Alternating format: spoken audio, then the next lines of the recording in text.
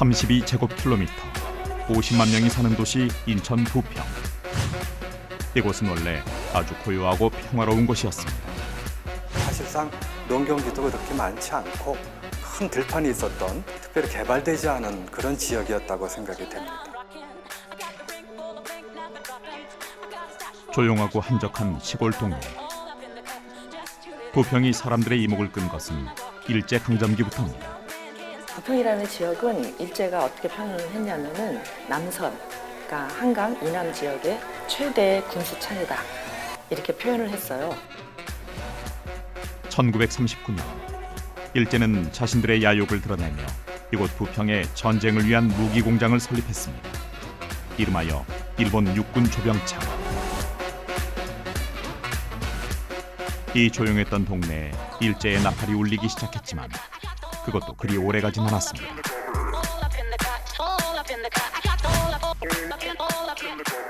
일제가 만든 조병창은 곧 미군이 차지하게 됐고 지금은 우리 땅이지만 갈 수 없는 곳이 됐습니다. 이곳의 주소는 APO 901 샌프란시스코 캘리포니아. 해외에 주둔하고 있는 미군들이 가족한테 우편을 보내거나 아니면 그 가족들로부터 선물을 받거나 했을 때 한국에 주둔하고 있는 보통 주요 이제 미군 기지의 그 우편 사선 번호가 APO의 번호에 캘리포니아로 되어 있습니다. 일제 강점기부터 지금까지 오랜 세월을 거치며 이제 부평은 샌프란시스코가 아닌 부평으로 되돌아올 그날을 기다리고 있습니다. 눈물과 서러움으로 보낸 세월. 그 안에서도 행복과 삶의 희망을 찾고자 했던 수많은 사람들의 이야기. 지금 시작합니다.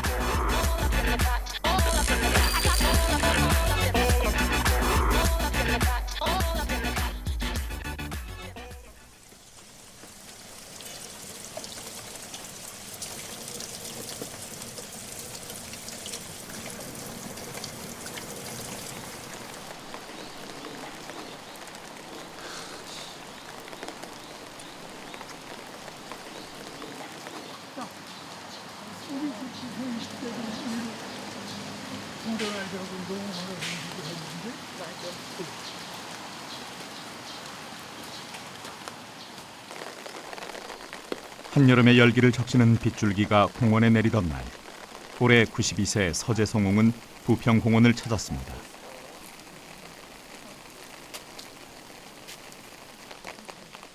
그의 발걸음이 멈춘 곳은 일제 강제징용 노동자를 추모하는 동상 앞.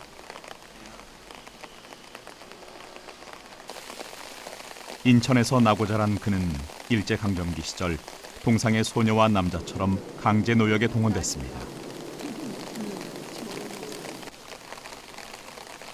이제는 먼 옛날 이야기가 됐지만 80년 전 그 시절에는 흔하디 흔했던 슬픈 사연.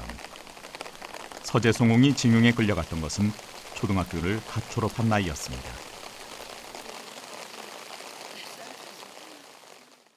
글쎄 지금 나이는 저 중학교 2학년 때니까 군수품을 남기는데 와가지고 그 조립하는 그런 부품을 우리가 직접 생산하는 그런 동원도 되었어요. 교복을 입은 까까머리 중학생은 어느 날부터인가 책과 연필 대신 기계를 붙잡아야 했고 학교 대신 부평의 군수공장으로 오는 날이 잦았습니다. 그렇게 일을 하고 받은 것은 고작 쌀 한 대. 그 쌀이 없어서 아주 어려움을 겪을 때인데 그 쌀 대덕 한 대씩을 줬더랬어요.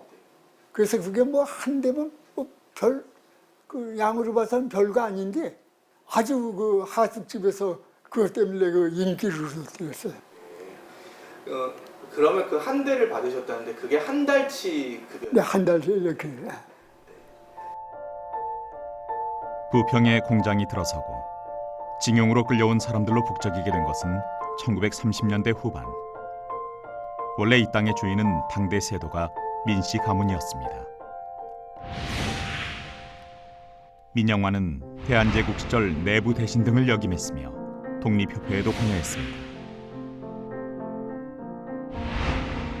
1905년 일제가 을사늑약을 강제 체결하자 이에 항거하며 결국은 자신의 목숨을 바쳐 나라를 빼앗긴 부당함과 억울함을 호소했습니다.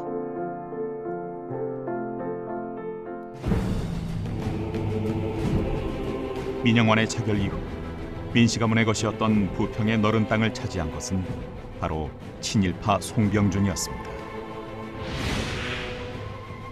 송병준은 친일단체 일진회를 조직하고 고종 황제의 퇴위와 한일 강제 병합을 적극 추진했습니다. 한일 강제 병합 이후 1939년 일제는 전쟁 물자를 만드는 군수공장 일본 육군 조병창을 이곳 부평에 조성했습니다. 조병창은 식민지 조선의 병참 기지화의 상징적인 장소다. 여기는 이제 무기를 생산하는 곳이죠. 중일전쟁 발발 직후부터 여기에 조성을 하기 시작해서 이제 42년, 41년 뭐 이런 때는 이제 굉장히 많은 무기를 생산을 해서 중국 전선에 제공을 하게 됐죠. 부평의 지형은 산이 둘러싼 분지 형태로 지면에 안개가 끼어 적의 공습을 피할 수 있었습니다. 또 항구와 철도를 갖춰 이곳엔 당시 일본 육군 조병창 이외에도 군수물자를 만드는 일본 회사들이 많았습니다. 일제는 이 무기 공장에서 일할 사람들이 필요했고 전국에서 강제 노역과 징병으로 징집된 사람들이 이곳 부평으로 오게 됐습니다. 이렇게 시골로 들이선 강제로 저겠죠. 도망도 댕기고 뭐 저겠지만 이걸 학생 신분으로서 학교에서 하는 거니까 뭐 그럴 수는 없더랬죠. 토목공사 현장에는 보국대라는 형태로 조선 각지에 있었던 학생들이라든가 아니면은 이제 젊은 청년들이 동원되는 사례가 있었고요. 조병창의 경우에는 징용과 징병의 형태로 실제로 동원된 사례가 있습니다. 일제강점기 수많은 무기 공장이 생기면서 부평은 짧은 기간에 사람이 북적이는 거대한 공업 도시로 변했습니다.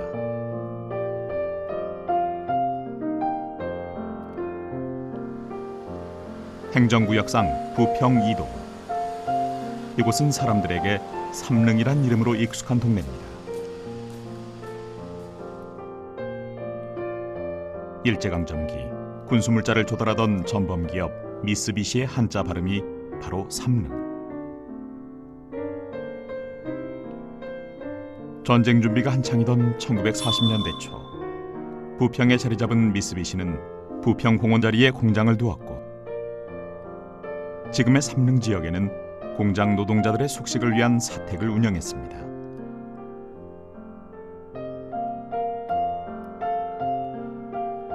(1942년) 인수인계 서류에 따르면 당시 이 주변 삼릉 사택의 규모는 약 18만 제곱미터, 164개 동에 가옥만 1000여 채에 달할 정도로 큰 규모였습니다. 그러나 이곳 삼릉 사택은 일반 노동자들이 감히 꿈조차 꿀 수 없는 곳이기도 했습니다.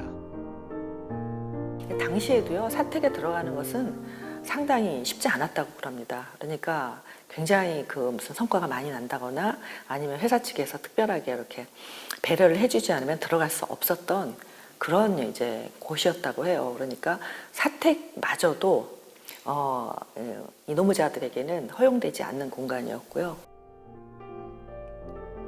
세월의 변화가 거의 없었던 곳 삼릉.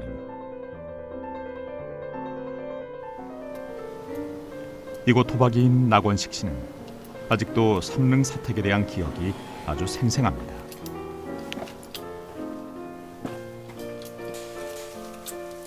좁은 골목길에 줄지어 붙어있던 집. 일제의 흔적이 점차 사라져가는 부평에 거의 유일하게 남은 자리이기도 합니다. 여기가 저 미쓰비시 일본 공장 다니는 그 사택이었고요. 우리 어렸을 적에 여기 친구들이 많이 살았어요, 같이. 그래서 이제 학교도 같이 다니고 그랬던 기억이 납니다. 이게 한 5, 6년 전까지만 해도 여기 많이 살았어요, 사람들이. 징용된 공장 노동자들의 한이기도 했고 고향을 떠난 사람들이 살아보고 싶어하는 꿈이기도 했던 곳.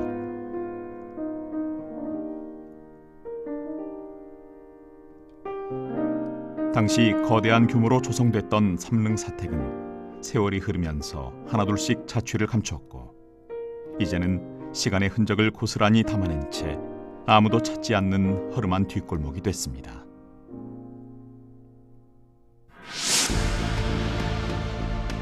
(1940년대) 중반 그 잔악함이 극에 달했던 일제는 우리나라를 병참기지 삼아 아시아 침략을 멈추지 않았습니다. 그러나 시간이 흐를수록 패전의 짙은 그림자를 드리웠고 1945년 8월 히로시마의 원자폭탄이 떨어진 뒤 항복을 선언했습니다. 清は帝国政府をして米英と四国に対しその共同宣言を受諾する旨通告せしめており他国の主権を排し平等ガスなごときは元より金が志にあらず交戦を継続せんかついに我が民族の滅亡を将来するのみならず人類の文明をも破却すべし 한여름의 열기도 녹여낼 만큼 광복의 뜨거운 함성이 한반도를 뒤덮었던 1945년 여름. 어렵게 다시 우리 땅을 찾았지만 그 기쁨은 아주 잠시뿐이었습니다. 당초 우리 대다수 국민들은 일제가 패망하게 되면은 자주 독립국이 된다고 생각했습니다. 그것을 준비하기 위해서 건국준비위원회를 만들었고요. 그걸 또 발족을 시켰습니다. 하지만 미국과 소련은 이미 38선을 중심으로 해서 이북에는 소련, 밑에는 미군이 각각 점령을 하고 군정을 실시하기로 약속이 된 바가 있었습니다. 일제가 항복문서에 서명한 1945년 9월 미군이 우리 땅에 들어오기 시작했으며 당시 극동군 사령관이었던 메가더는 포고령을 통해 한반도 남쪽 지역의 영토 점령을 발표했습니다. 그 포고문의 내용을 살펴보면 일제의 항복에 따라 38도 남쪽 지역의 영토를 미국이 점령한다고 되어 있습니다. 메가더 포고령은 일본 천황과 일본 당국으로부터 항복을 받아서 미국이 그 권한을 대행하게 됐다. 따라서 한국민들은 미군 명령을 따라야 된다는 이제 그 내용이 있습니다. 특히 여기에 보면 이제 점령이라는 말을 분명히 하고 있거든요. 이것이 가져다주는 의미는 당시 한국민들에게 굉장히 충격적이었습니다. 우리는 당연히 해방된 민족으로서 해방된 국민으로 대우를 받을 줄 알았는데 당시 미군이 해방군이 아니고 점령군의 성격을 띠는 그런 포고령의 성격을 갖고 있기 때문에 당시 이제 한국민들에게는 이 포고령 위로가 굉장히 큰 충격을 주게 됩니다.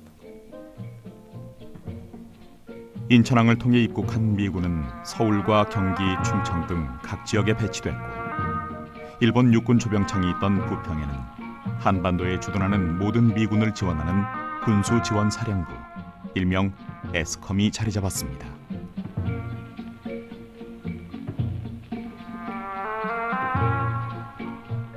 미 군정 시기 우리나라에 들어온 미군은 약 8만여 명. 이들은 모두 부평에 위치한 에스컴을 통해 출입국을 했으며 차대를 배치받았습니다. 뿐만 아니라 미군이 사용하는 수건이며 비늘, 먹고 마시는 음식까지 모두 에스컴을 통해 조달했습니다. 인천이라고 하는 항구가 있고요. 서울이라고 하는 대한민국의 정치 경제 핵심 도시가 있습니다.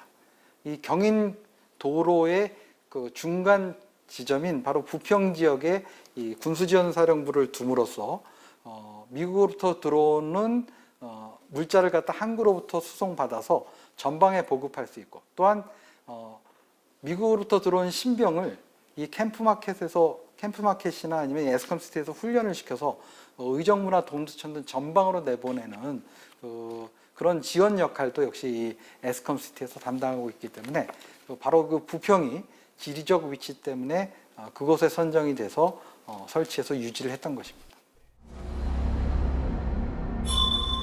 1950년 발발한 한국전쟁은 또다시 한반도의 역사를 뒤흔들었습니다. 당시 미국 대통령 트루먼은 미군이 한국군을 지원하도록 명령했고, 유엔 안전보장이사회에서는 메가더 미 극동군 사령관을 유엔군 총사령관으로 임명해 한국전쟁에 참여했습니다. 또한 이승만 대통령도 작전 지휘권 이양각서를 통해 한국군의 지휘권도 모두 메가더에게 주어졌습니다. 유엔군과 중공군의 참전으로 긴 싸움을 이어오던 중 지금은 잡초만이 가득한 이곳에서는 큰 사건이 일어났습니다. 이곳은 과거 에스컴시티 안에 있었던 포로 수용소. 당시 전국 포로 수용소마다 많게는 십수만 명의 포로들이 수용됐는데 1953년 6월 부평을 비롯한 포로 수용소에서 반공포로 석방 사건이 일어났습니다. 이 반공포로 석방은 역사적으로 굉장히 큰 의미를 가지고 있습니다. 당시 대한민국 정부 입장에서는 아무런 보장도 받지 못한 상태에서 전쟁을 종결하는 것에 대해서 반대를 하게 되는 겁니다. 연일 반대 시위가 일어나던 1953년 6월 18일 이승만 대통령은 미국과 상의 없이 2만 800여 명의 포로를 석방했고, 이들 중 60여 명이 사망하는 사건이 일어났습니다. 반공포로를 북송한다는 인도적 목적도 있었지만 또 다른 목적은 휴전협정을 체결하는 과정에서 한국 정부의 존재감을 보여주려고 한 부분이 있었습니다. 그리고 이걸 통해서 미국을 압박을 해서 휴전이 되더라도 한미 상호방위조약을 체결하고 따라서 북한으로부터의 군사적 위협을 막을 수 있는 장치를 원했던 것입니다. 이 사건을 통해 한국은 미국에게 강력한 군사 동맹을 요구했고, 그 결과 1953년 10월 한미 상호 방위 조약을 체결했습니다. 조약에 따르면 한국이 외부로부터 무력 위협을 받을 때 미국이 도와야 하고, 이 조약에 따라 미군은 한국의 영토에 주둔하게 됩니다. 당시의 한미 상호 방위 조약의 핵심은 휴전협정에서 물러났지만 당시 북한에 주둔하고 있던 상당수의 그 중국인민지원군이나 북한군의 재침을 막고자 하는 그런 역할이 가장 컸는데요. 바로 이제 한미 상호 방위 조약은 이렇게 대한민국의 안보를 지키기 위한 인계철선 역할, 즉 미군의 주둔을 당연히 전제하고 있는 상태 속에서 맺어진 조약이 되는 것이죠.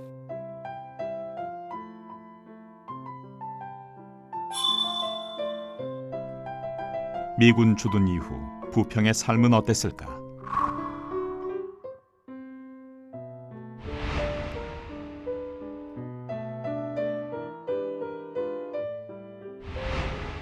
에스컴시티의 영향으로 물자가 제법 넉넉했던 동네.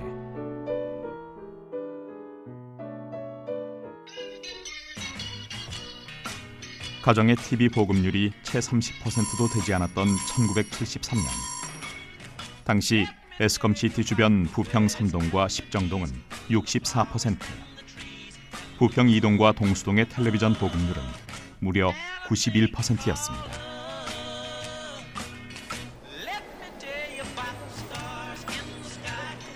미군 부대가 있는 곳이면 미제 물품을 파는 시장, 일명 양키 시장이 하나둘씩 생겼습니다.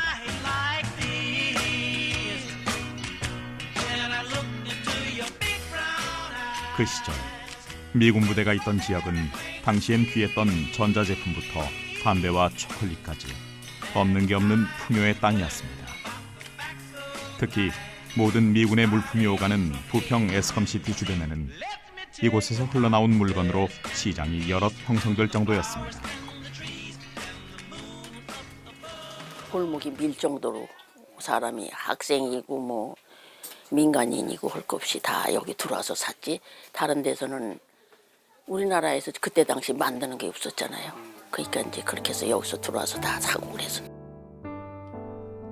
인천 송현시장에서 50년 넘게 자리를 지킨 이춘화 씨 역시 미군 부대에서 나온 물건으로 장사를 시작했습니다. 의류부터 생활용품까지 중간 상인들에게 물건을 받아 소매를 하는 방식이었습니다.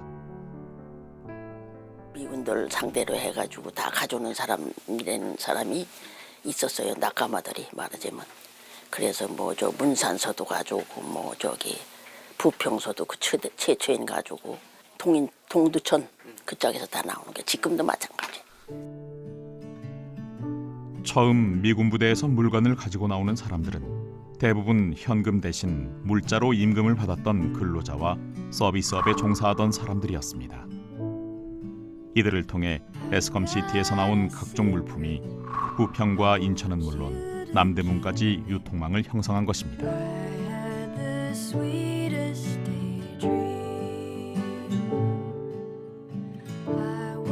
가난한 삶이 그리 특별하지도 그리 서럽지도 않았던 시절, 모두가 가난했고 있는 것보다 없는 것이 더 많았던 그 시절에도 부평은 조금 달랐습니다. 아, 여기 원래 개천이었는데 여기가 개천.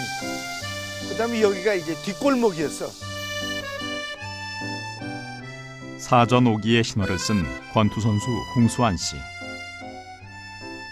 그가 부평과 인연을 맺은 것은 권투를 시작하고 얼마 되지 않았을 때입니다. 내가 20살 때 이사를 왔죠. 부평에 있는 미군 부대 부평 에스캄에 와가지고 우리 어머니가 카츄샤 스낵바를 했어요. 세계 챔피언이 되고 이제 평택으로 간 거예요. 왜냐하면 이 미군 부대가 평택으로 옮겼기 때문에 어머니하고 같이 평택으로 이제 내려가게 된 거죠. 온 골목을 뛰어다니며 운동을 하던 청년에서 이제는 노년의 신사가 된 나이에 다시 찾은 부평. 이게 60년, 70년. 이거 50년 전이에요. 50년 전. 반세기 전. 저 교회? 걸음을 뗄 때마다 나오는 골목 사이사이의 건물은 50년 전 부평의 모습을 떠오르게 합니다. 이게 병원이었고 이거 여기 맞아. 그래서 그때는 여기가 대문이었고 여기 들어가면은 저기다가 타이어 갖다 놓고 팍 때리고 그랬다고. 이 틀림없이 여기가 284번지 맞다고. 틀림없다. 건물의 모습은 많이 변했지만 그 시절 하루에도 몇 번씩 오가던 골목길만큼은 또렷하게 기억하는 홍수환 씨. 글쎄 난 카라스키한테 너무 많이 맞아갖고 제 정상으로 왔나 봐. 예.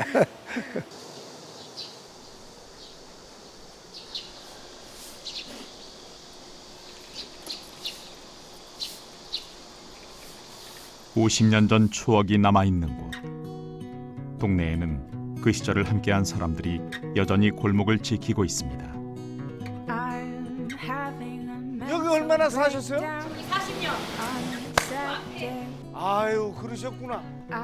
여기 차차차집 맞죠? 이거 내가 여기 새 들어 살았고. 아유. 안녕하세요. 안녕하세요. 골목 골목마다 나타나는 반가운 사람들. 요 집에 살았어 요 집. 요 골목에 요 집. 지금도 기억나. 여기 가면 또 옛날 친구 만나 깜상도 만나고. 영호? 영호가 있어? 그때 날렸지만 이제 엄마나 챙편 먹었을 때가 최고 날린 거고 그 전에도 여기서 날렸어. 사람이 좋으니까. 안녕하세요. 안녕하세요. 예, 아줌마 나 기억하시죠? 내가 오래 살았다고 볼까? 부평 신촌에는 이곳에 오래 자리 잡은 사람들이 여전히 그 시절을 기억합니다. 그때는 돈을 긁었지.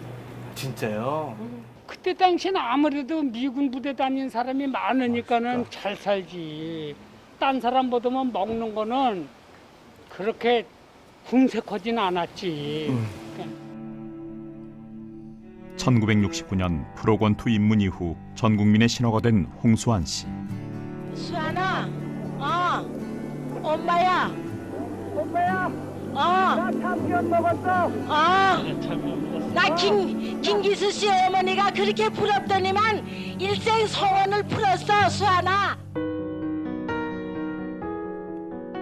어렵고 힘들었던 시절 넘어지고 쓰러져도 또 일어나 결국은 챔피언이 된 홍수환 씨의 투지는 전 국민에게 큰 울림을 주었습니다. 그 시작이 된 곳이 바로 이곳 부평 에스컴시티였습니다. My uncle. 나를 많이 도와줬던 탐 케이시. 이분이 이 안에 있는 미군 부대 체육관에서 나를 데뷔시키고 미국 사람하고 시합시키고 그랬던 사람이에요. 은인이에요, 은인. Say hello to all Koreans. How you doing? Nice to meet you people. Yeah, I guess everybody down. 홍수환 씨가 만난 사람은 에스컴시티에 복무했던 예비역 부사관 톰 케이시. 1960년대 후반부터 에스컴시티에서 복무한 톰 케이시는 당시 체육관을 담당하던 중사였습니다. My secretary introduced me to Mrs. Hong. She wanted to get him some boxing, so I got him some gloves, I got him some shirts. Anything I could get, I gave to her, even food. She asked me, "Can I get this?" I say, "I'll get anything you want for him, because we're going to make him something someday." 탐 케이시가 그 매니저로 있던 쉬필드 하우스의 짐에 가서 보니까 천장이 넓고 막 널찍널찍하고 이제 농구도 할 수 있는데 거기다 이제 링을 설치했을 뿐이거든요. 그게 너무 이렇게 부러웠어요. 미제 트렁크에다가 미제 슈즈에다 이래가지고 참 부러움을 많이 받는 사회전 선수였어요. 고맙죠. 권투를 할 만큼 넓은 체육관과 장비가 귀했던 시절 홍수환 씨는 이곳 에스컴시티 체육관에서 마음껏 훈련할 수 있었고 매일 아침 이곳을 지나 미군 부대를 드나들었습니다. 이제는 굳게 닫힌 철조망 사이로만 볼 수 있는 곳. This was the gate that used to be right here. They would open it up and they would drive trucks through here. Either here or over there. 이제는 얼마 남지 않은 미군이 지키는 곳이지만 1968년 톰 케이시가 복무를 할 때만 해도 에스컴시티는 지금보다 훨씬 넓은 부지를 사용했습니다. 흙먼지가 날리던 부평의 여느 동네와는 달리 에스컴시티 안은 도로와 비행장, 각종 편의시설을 갖추었고 부대 안은 마치 화려한 미국의 도시를 그대로 옮겨놓은 듯했습니다.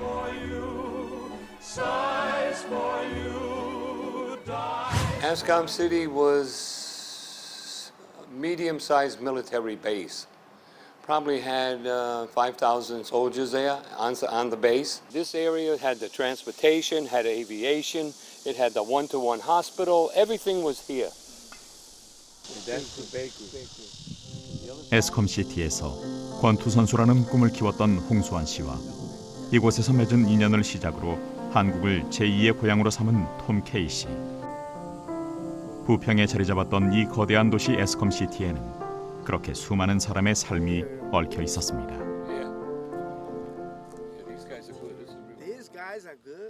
I basically grew up here in the military and decided to stay in and become part of the working with the Koreans all the time. They were very, very helpful to me. Also talk about Korean nationals how they supported you. Yeah, they did everything. I never had a problem with any Koreans here.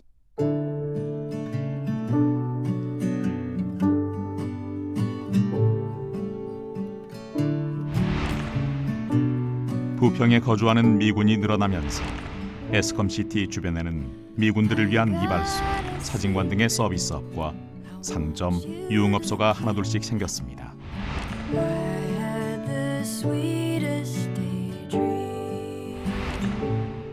에스컴시티 정문을 마주하는 곳에는 한때 이 동네에만 20곳에 달하는 클럽이 운영되기도 했습니다. 춘천에만 20개 가까이 되는 클럽이 있었다고 그러는데 진짜 그렇게 많았습니다. 네. 그리고 다 밴드가 있었어요 거의. 다 네, 각 4인조, 4인조, 3인조, 5인조 다 있었어요. 20개는 벌써 100명이 넘는다는 얘기예요. 그 중에 한국 출입하는 사람 별로 없어요 거기는. 왜냐면 규모가 작았으니까. 그렇지. 그러니까 미군이 주로 사용을 했고.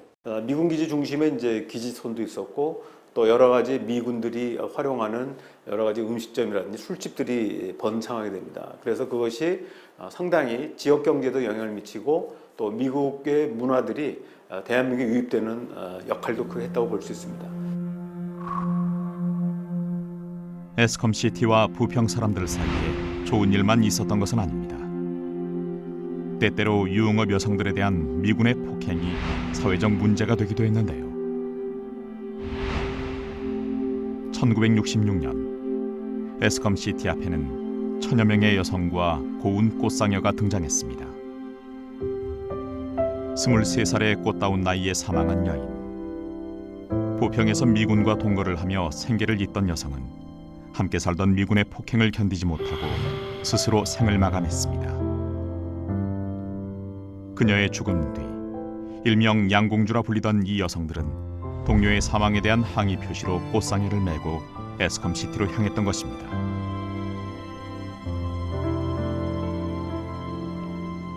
또 1969년 부평의 한 클럽에서 술을 마시던 미군 병사가 함께 있던 여성에게 술을 뿌린 것을 발단으로 그날 밤 에스컴시티에서는 여성들과 미군 100여 명이 서로 돌을 던지며 싸우는 광경이 벌어지기도 했습니다. 그분들의 그 생활이라는 게 사실상 이 처절했던 대한민국의 당시 상황을 이 상징하는 부분이 아닐까라는 생각이 들고요. 부평이라는 게 대한민국 근현대사의 고난과 질곡 이게 한꺼번에 이렇게 응축되어 있는 매우 진짜 상징적인 곳이다라는 생각이 들고요. 당시 미군을 상대로 유흥업에 종사하는 여성들은 외허벌이의 최전방에 있는 산업 일꾼으로 칭송받기도 했지만 사람들과는 섞일 수 없는 뒤에선 손가락질을 받는 일상을 감내했습니다.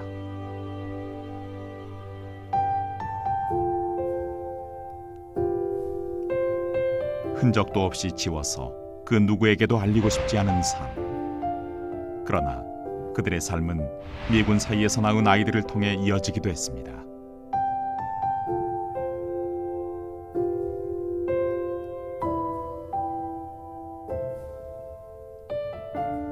우리나라의 해외 입양 역사를 볼 수 있는 이곳에서 다시 만난 서재송옹. 그는 청년 시절부터 꽤 오랜 기간 혼혈아동의 보호와 입양을 돕는 일을 했습니다.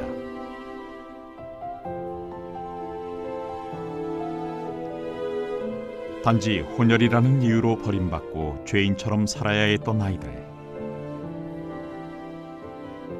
정말 혼혈 아이들이 아버지 있어도 아버지가 누군지 모르잖아요. 또 아버지라고 불러보지도 못하고 아버지의 사랑도 받지 못하고 이런 취지의 아이들이기 때문에 내가 아버지 노릇을 해주겠다.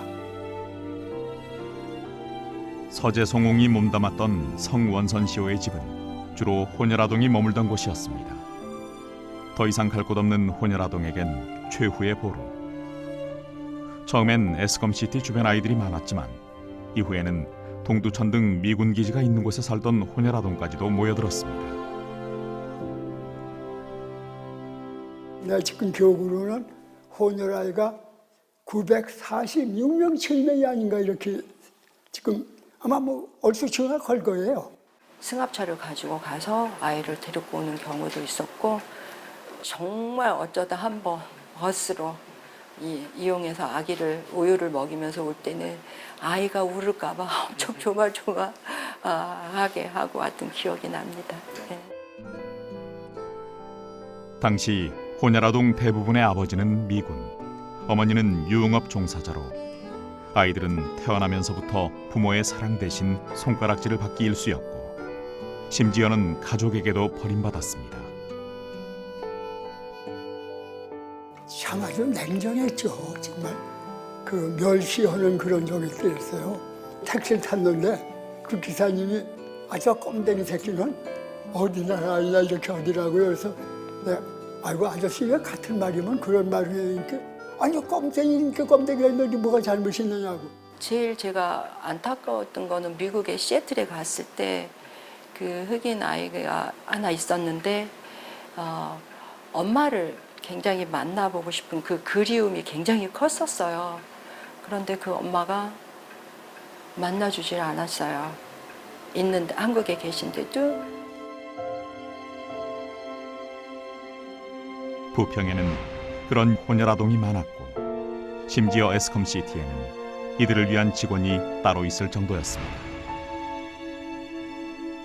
에스컴시티에서는 아이들의 입양을 주선하기도 했고 종종 부대로 초청해 손가락질 받던 아이들의 유일한 친구가 되어주기도 했습니다. 차 가지고 와서 우리 아이들 데리고 가서 여름철에는 부부장에서 수영하고 뭐 농구도 하고 또 그 빵 공장에서 도넛 같은 것도 주고 아주 그 뭐야 그 소세지 그 빵에다 구워가지고 이렇게 아이들 놀아주고 해서 아주 그때 그게 그 주말 되기를 아이들이 바라고 그런 그 가정을 정말 아주 에스컴에서 많이 도와줬죠.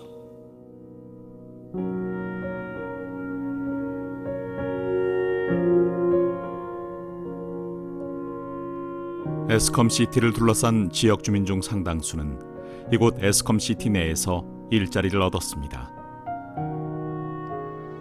장효윤 씨도 미군 부대에서 일한 근로자 중 한 명. 한국 전쟁으로 고향을 떠나 피난을 내려온 그는 전쟁이 끝날 무렵부터 미군 부대에서 일하기 시작했습니다. 피난민의 궁핍에서 벗어나 지금의 삶을 살게 된 것은 모두 미군 덕분이라는 장효윤 씨.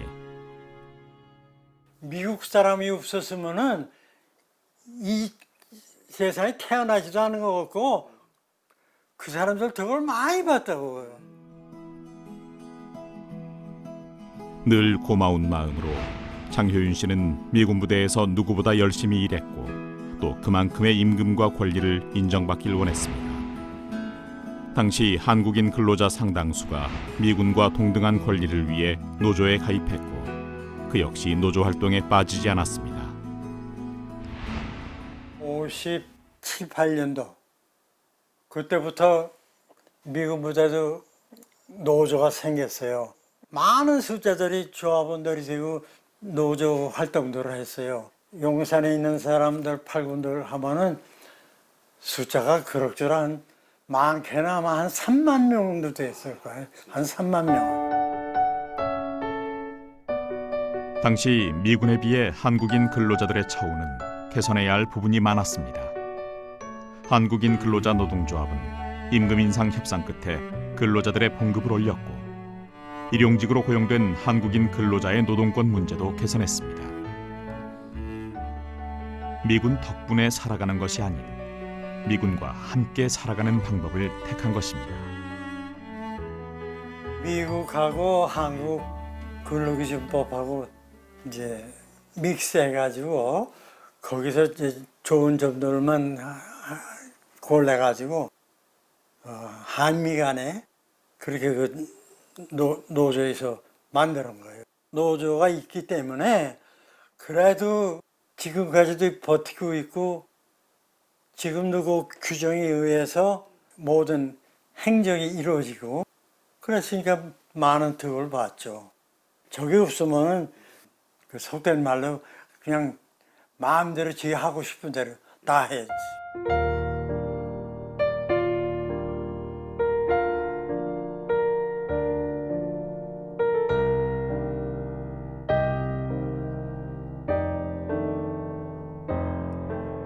부평과 에스컴시티가 함께한 지 20여 년이 흐른 뒤 영원할 것 같은 이 관계에 변화가 생긴 것은 한국도 미국도 아닌 베트남에서였습니다. 베트남전에서 미국의 승리가 어려워지고 미국 내에서도 반전 여론이 높아지자 1969년 닉슨 대통령은 직접적인 위협 외에 군사 개입을 피하겠다는 닉슨 독트린을 발표했습니다.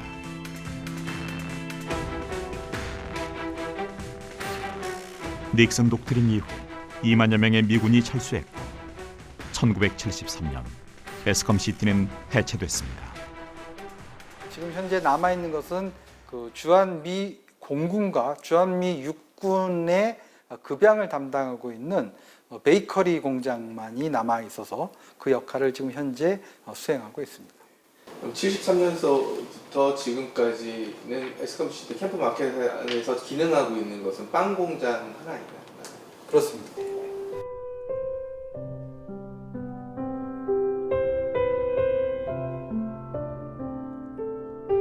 에스컴시티 해체 이후 이 넓은 땅에 남은 단 하나의 미군 부대 캠프 마켓은 과거와는 달리 한산하고 고요합니다.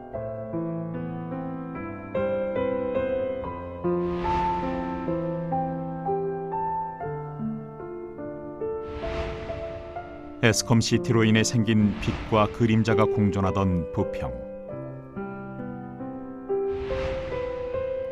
이제 이곳에서 미군과 함께 살아온 세월들은 서서히 그 모습을 지워가고 있습니다.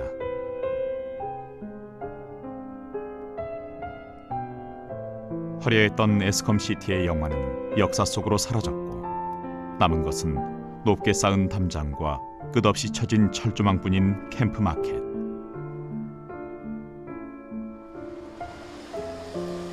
굳게 닫힌 문과 담장 사이사이에 사람들의 접근을 막는 경고문만이 반기는 캠프 마켓은 몇 년 전까지만 해도 화제의 중심이었습니다.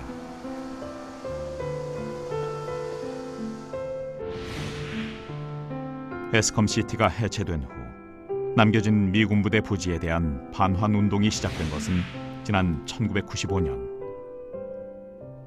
부평이 도시화가 완전히 진행되고 나서 도시 가운데 커다란 우리들이 접근하지 못하는 장애물이 생겨버린 게 그게 바로 미군 부대였죠. 실제 이제 부평에 살고 있는 주민들한테는 우리 땅이니까 돌려받아야 된다. 그리고 이것을 우리가 스스로 이제 우리 주민들이 써야 된다. 미군을 상대로 한 민감한 문제였지만 부평 미군 기지 반환 운동은 정치적 이념을 떠나 지역이 하나가 되는 모습을 보였습니다. 지금도 참 감사하게 생각하는 것이 보수적인 활동을 하시던 사회봉사단체 분들도 이 운동의 진정한 취지를 이해하시고 특별한 그 반대 목소리를 내지 않아주셨고, 또 반대로 감사드린 것은 진보단체들도 이렇게 점진적인 방식이 결국은 큰 힘을 얻는다는 걸 동의해 주시고. 반환 운동이 진행되면서 일부 단체에서는 무려 674일간의 천막 농성을 진행했습니다. 그 사이 캠프 마켓의 문은 굳게 닫혀 있었지만 주민들의 마음은 조금씩 열렸습니다. 한겨울이었는데 저희는 따뜻하게 사는데 저희들은 어쩌지 해서 담요, 집에 있는 따뜻한 거 갖다 드리고, 석유, 그때는 석유였던 것 같아요. 그거 갖다 드리고, 그리고 라면도 끓여다 갖다 주고. 부평 미군기지 반환이나 부평 미군기지 때문에 서명하러 왔다고 하면은 이유를 불문하고 다 문을 열어주죠. 다 문을 열어주고, 그리고 이제 여름에 가면은 시원한 음료수들도 이제 다 주고, 굉장히 훈훈했죠. 낯선 사람인데도 불구하고.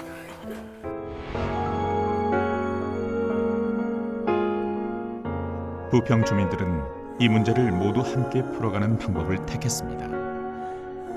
온 가족이 참여한 인간 띠-잇기 행사로 즐거운 마을 잔치를 만들기도 했고, 때론 농성도 이어갔습니다.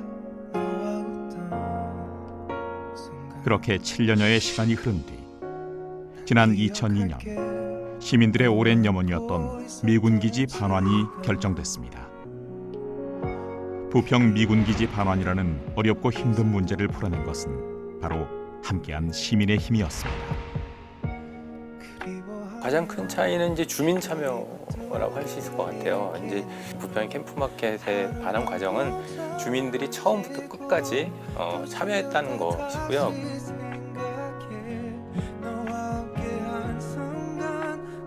환경 정화 등 해결해야 할 문제가 많이 남았지만 80년간 꽁꽁 모습을 감췄던 이 금단의 땅. 올 10월 다시 시민 앞에 그 모습을 보일 날을 기다리고 있습니다.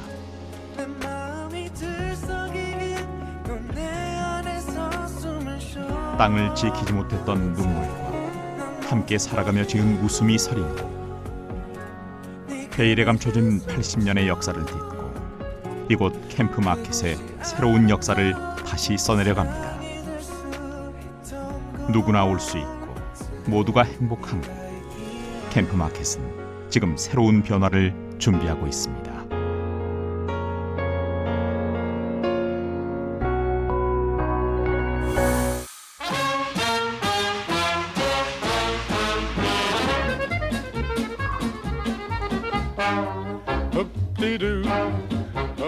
부평을 그렇게 쳐주지 않았어요. 주로 북형이 제일 많이 됐어요. 오는 관객이 일어나서 박수 쳐주고. 에스콘 가게 되면 뭔가 선물 보따리를 가지고 올 수 있는. It's got me higher than a kite. Hand me down my soup and fish. I am gonna get my wish. We're doing it tonight.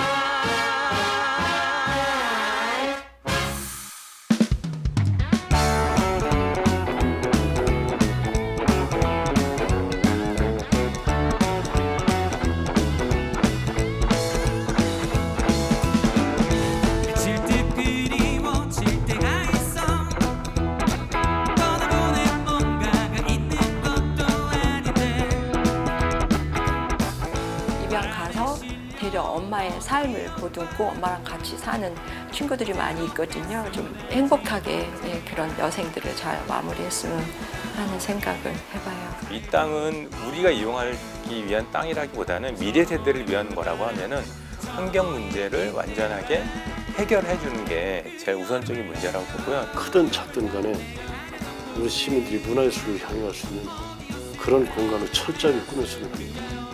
부평 경제, 인천 경제의 새로운 시발점이 되는 계기가 됐으면 정말 좋겠어요. 여기 오면 묵고 싶다, 편안하다, 네, 그런 마음이 생기는 곳, 그런 게 됐으면 좋겠습니다.